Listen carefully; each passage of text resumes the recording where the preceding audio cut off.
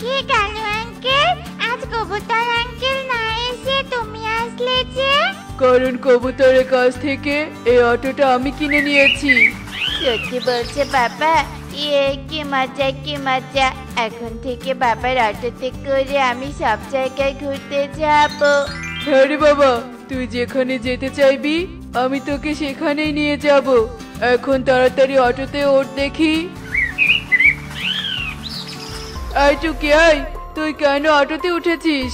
আমার অটোতে গরিব পাখির ছানা উঠবে না, তাহলে ধনী পাখিরা আমার অটোতে উঠতে চাইবে না। এই অটো শুধু ধনী পাখিদের জন্য। কে বলছে এসব আঙ্কেল? আমি তাহলে এখন বাড়িতে কি করে যাব? কারণ আমি তো প্রতিদিন কবুতর আঙ্কেলের অটোতে করেই বাড়িতে যেতাম, তাই বাড়ির পথ ভালো করে চিনি না। তাহলে আমার অটোর পিছু পিছু উড়ে আয়, তাহলেই তুই তোর বাড়ির পথ চিনতে পারবি। কিন্তু আঙ্কেল, এত দূরের পথ তো আমি উঠতে পারবো না। তুই যাবি না থাকবি সেটা তোর ব্যাপার। এই কথা বলে কালু অটো চালিয়ে বাড়ির দিকে যেতে থাকে। আর টুকি কোনো উপায় না পেয়ে অটোর পিছু পিছু উঠতে থাকে। কালু এত জোরে অটো চালাচ্ছে, টুকি অটোর সাথে উঠতে উঠতে ক্লান্ত হয়ে একটি কুয়োর ভেতরে পড়ে যায়। বাঁচাও, আমাকে বাঁচাও, আমি যে কুয়োর ভিতরে পড়ে গেছি, বাঁচাও। মনে হচ্ছে আমার রাজ্যে কেউ প্রবেশ করেছে। আমাকে এক্ষুনি জাদু আয়না খুলে দেখতে হবে। হয়তো একটা পাখি আমার রাজ্যে প্রবেশ করেছে। ওই পাখিকে কঠিন শাস্তি দিয়ে ছাড়বো। এরপর ডাইনি টুকির কাছে চলে আসে। এই পাখি আয়, তোর এত বড় সাহস! তুই কিনা আমার অনুমতি ছাড়া আমার রাজ্যে প্রবেশ করেছিস। আজ তো তোকে শাস্তি দিয়েই ছাড়বো। ডাইনি মাসি, আমাকে মেরো না, সত্যি বলছি আমি ইচ্ছে করে তোমার রাজ্যে আসিনি। দয়া করে আমাকে বনে যাওয়ার ব্যবস্থা করে দাও। ইচ্ছে করে আসিসনি, তাহলে কি করে এসেছিস শুনি? তারপর টুকি ডাইনিকে সব কথা খুলে বলে, আর সব শুনে ডাইনির মন একটু শান্ত হয়ে যায়। আচ্ছা ঠিক আছে, তোকে তোর রাজ্যে পৌঁছে দিব। তার আগে আমার মন খুশি করতে হবে তোকে। কিন্তু কি করে তোমার মন খুশি করবো ডাইনি মাসি? আমার রান্নাঘরে সব কিছু রাখা আছে। তুই যদি আমাকে মজার মজার নতুন কিছু রান্না করে খাওয়াতে পারিস, তবেই এখান থেকে যেতে পারবি। আচ্ছা ঠিক আছে ডাইনি মাসি, তুমি আমাকে তোমার রান্নাঘরে নিয়ে চলো। আমার মায়ের হাতে রান্না না অনেক মজা হয়, আর আমি মায়ের কাছ থেকে একটু একটু রান্না শিখেছি। এরপর ডাইনি টুকিকে নিয়ে তার রান্নাঘরে চলে যায়। এই যে, এটাই আমার রান্নাঘর। তুই এখন রান্না করতে থাক, আর আমি বাইরে বসে তোর মজার রান্না খাওয়ার জন্য অপেক্ষা করছি। আচ্ছা ঠিক আছে ডাইনি মাসি। বাবা দেখো, টুকি তোমার সাথে উড়ে আসতে পারেনি। এতক্ষণে বুঝি টুকি পথ হারিয়ে অন্য বানে চলে গেছে। গেলে যাক না, প্রতিদিন অটোতে ওঠার জন্য তো আর বায়না করবে না। এখন তুই বাড়িতে গিয়ে ফ্রেশ হয়ে নে, আমি অটো চালাতে যাই। আচ্ছা ঠিক আছে বাবা। কি ব্যাপার, শালু কনক স্কুল থেকে বাড়িতে গেল, কিন্তু টুকি আসলো না কেন? না না, আমাকে কনকের কাছে যেতে হবে। বাবা কনক, তোরা একাই বাড়িতে ফিরলি যে, টুকি তো এলো না। টুকি কোথায় বাবা? টুকি কোথাও গেছে? তোর মেয়ের কি চাকর নাকি আমার ছেলে? হ্যাঁ, যে তোর মেয়ে কখন আসবে না আসবে সেসব খবর আমার ছেলে জানে? কাকুলি দিদি, আমি তো কনককে চাকর বলিনি। তোমার মেয়ে কোথায় গেছে সেটা আমি জানি না। এখন আমাকে বিরক্ত না করে এখান থেকে চলে যাও তো, আমি এখন ফ্রেশ হয়ে নাস্তা করব।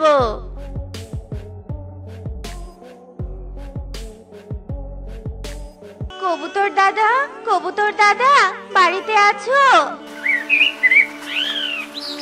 আরে টুনি, কি হয়েছে? আমাকে ডাকছিস কেন? আজ তুমি আমার মেয়েকে নিয়ে আসোনি কেন? ওর বন্ধুরা সবাই তো চলে এসেছে, কিন্তু টুকি যে এখনো বাড়ি আসেনি। আমি তো আজ টুকিদের নিতেই যাইনি, কারণ আমার খুব টাকার দরকার ছিল বলে কালু দাদার কাছে অটোটা বিক্রি করে দিয়েছি। কালু দাদা তো সবাইকে নিয়ে আসবে বলেছে। বনের সবার বাড়িতে গিয়ে খুঁজে দেখ তো, অটো থেকে নেমে আবার কোথাও খেলতে যেতে পারে। আচ্ছা ঠিক আছে দাদা, তাই দেখছি। নানি মাসি, এই নাও তোমার নতুন খাবার, খেয়ে দেখো তো কেমন হয়েছে। এটা যদি মজা না হয় তাহলে আবার অন্য একটা খাবার বানিয়ে দেব তোমাকে। আচ্ছা ঠিক আছে, দে দেখি।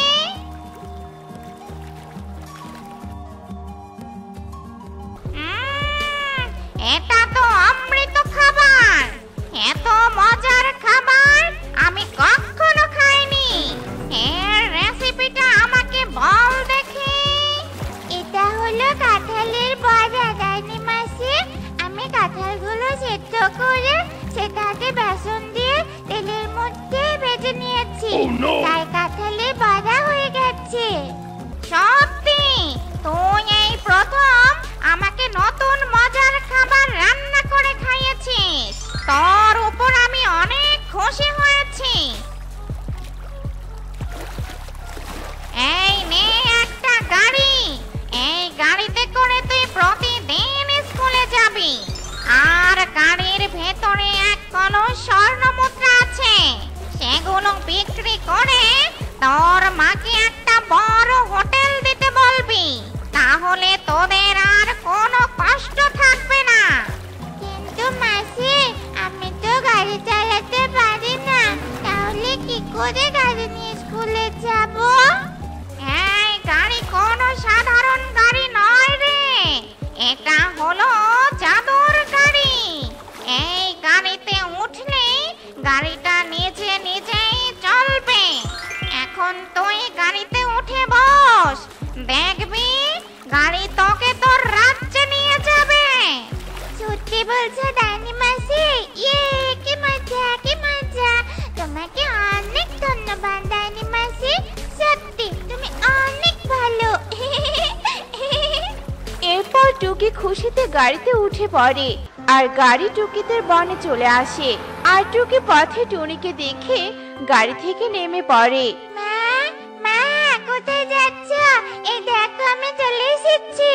মা, তুই এসেছিস? আমি তো তোকে খুঁজতে খুঁজতে ক্লান্ত হয়ে পড়েছি। তুই কোথায় গিয়েছিলি রে মা? তারপর টুকি টুনিকে সব কথা খুলে বলে, আর সব শুনে টুনি অবাক হয়ে যায়। শয়তান কালু, আমার মেয়েটার যদি আজ কিছু হয়ে যেত! কালুর পুরো পরিবারটাই খুব খারাপ। কনক আমাকে মিথ্যে বলেছে। ওদের সাথে তুই আর মিশবি না রে মা, কোনো দিন না। কোন দিন না আবার তোকে বিপদে ফেলে দেয় ওরা। চল মা চল, এখন বাড়িতে যাই। ক্ষুধায় যে তোর মুখটা শুকিয়ে গেছে রে মা।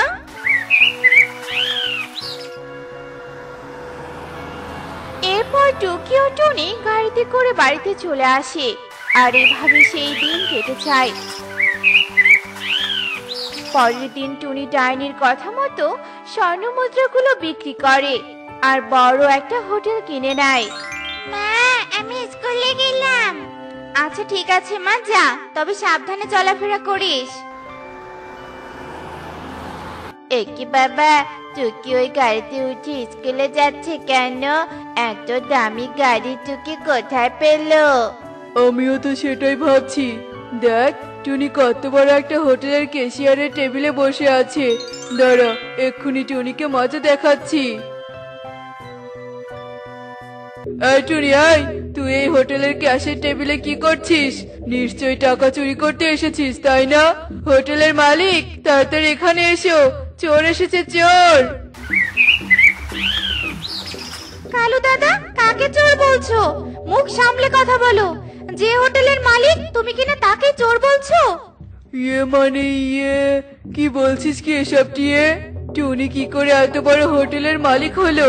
নিশ্চয়ই কারো টাকা চুরি করে হোটেল কিনেছে। টুনি দিদি তোমার মতো এত খারাপ পাখি না যে অসৎ উপায়ে হোটেল কিনে নেবে। সে সৎ বলে সৃষ্টিকর্তা তাকে ধনী বানিয়ে দিয়েছে, বুঝলে? ওই গাড়িটা দেখতে পেলে না? ওই গাড়িটাও টুনি দিদি। টুনি বোন, আমাকে ক্ষমা করে দে। আমি গরিব বলে তোর মেয়েকে অবহেলা করে অটোতে নিয়ে আসিনি। আর তোরাই আজ বনের সবার থেকে ধনী পাখি হয়েছিস। তুমি একটা স্বার্থপর পাখি, শুধু ধনী পাখিদের সাথে মিশতে চাও।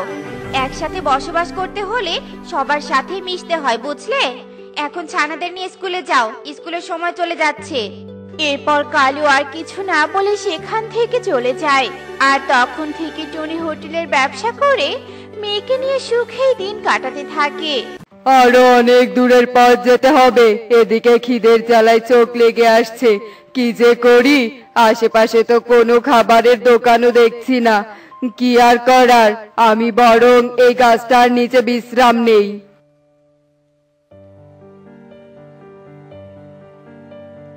এই কে রে, কে?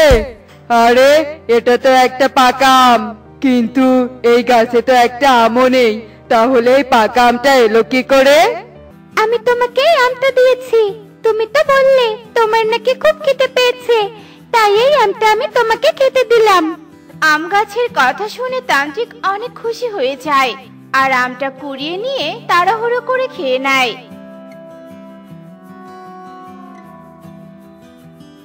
হে আম গাছ, তুমি আমার খিদে দূর করেছো আর তোমার পরোপকারে আমি অনেক খুশি হয়েছি।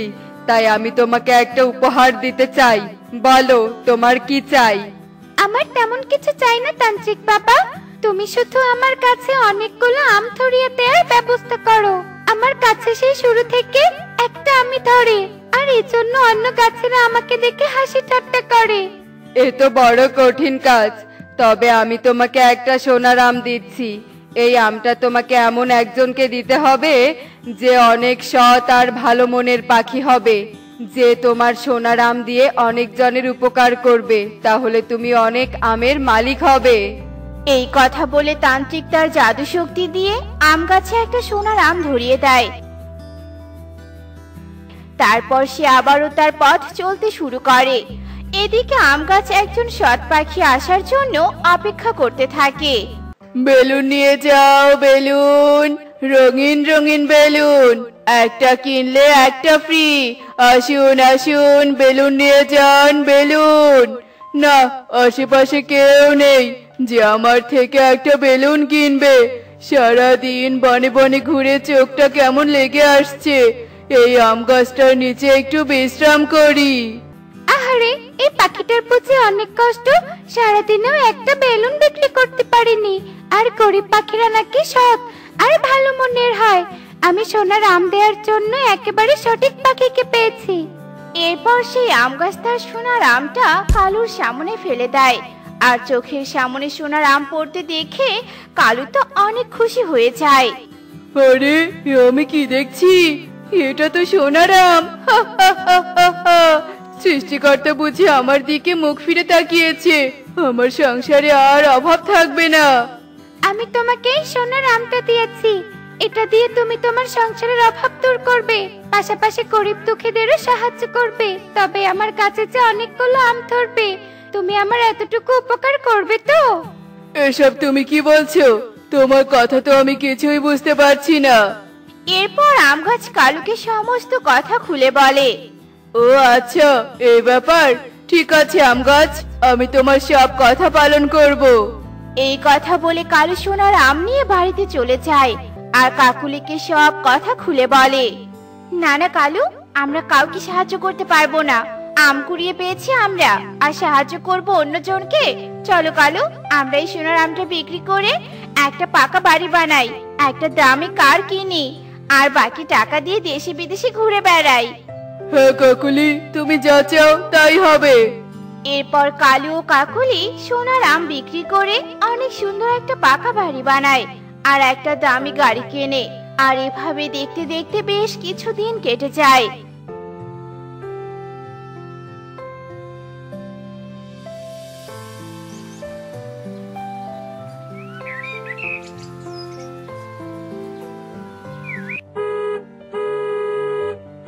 হায় হায় রে, কি সর্বনাশ করলি তোরা!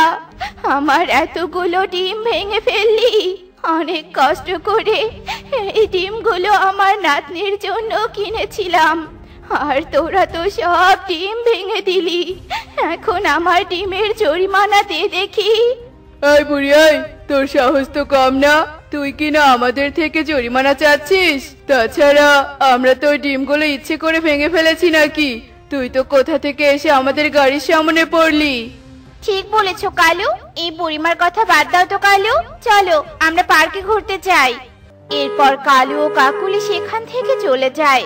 এদিকে মিনু বৃদ্ধা অনেক জোরে জোরে কাঁদতে থাকে। ঠিক তখনই সেখানে টুনি চলে আসে। এ কি মা, তুমি এভাবে দাঁড়িয়ে কাঁদছো কেন?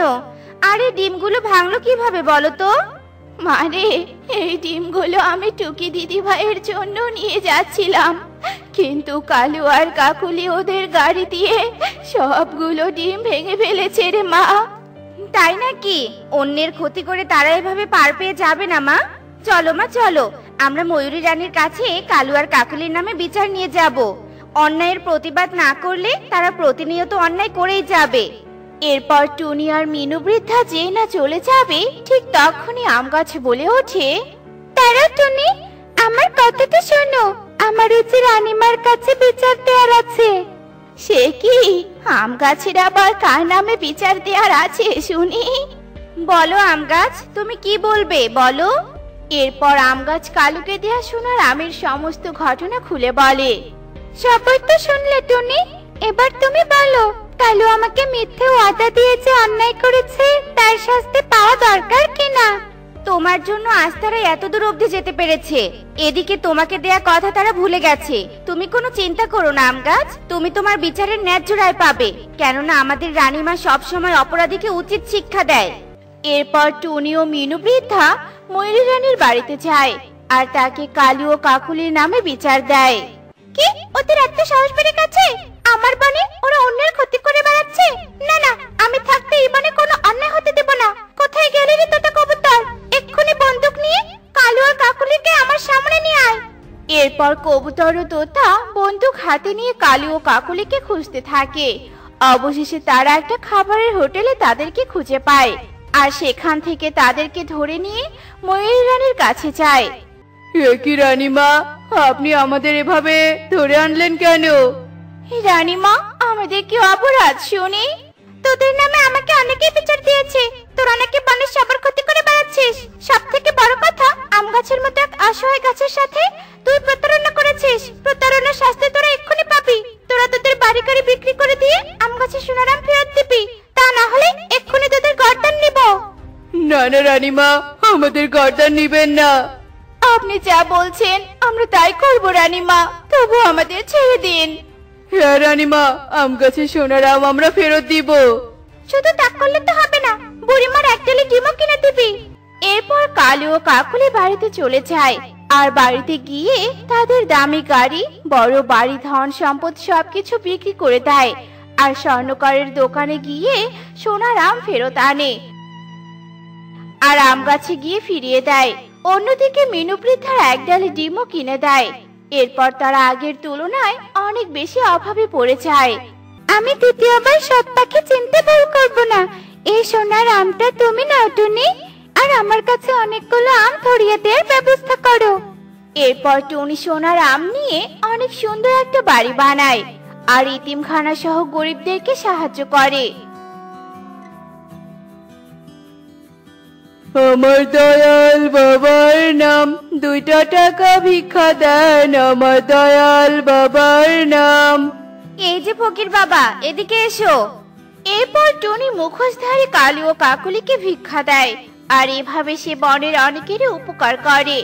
আর অন্যদিকে আম গাছে অনেকগুলো আম ধরে যায়। দেখলে তো বন্ধুরা, প্রতারণা করার পরিণাম কি হতে পারে। অন্যের সাথে প্রতারণা করলে নিজেরা সুখী হওয়া যায় না। এমনই সব মজার মজার শিক্ষণীয় টুনি পাখির গল্প দেখতে আমাদের পাশে থেকো। আর গল্পটি কেমন হয়েছে তা কমেন্টে জানাতে ভুলো না কিন্তু। বাই।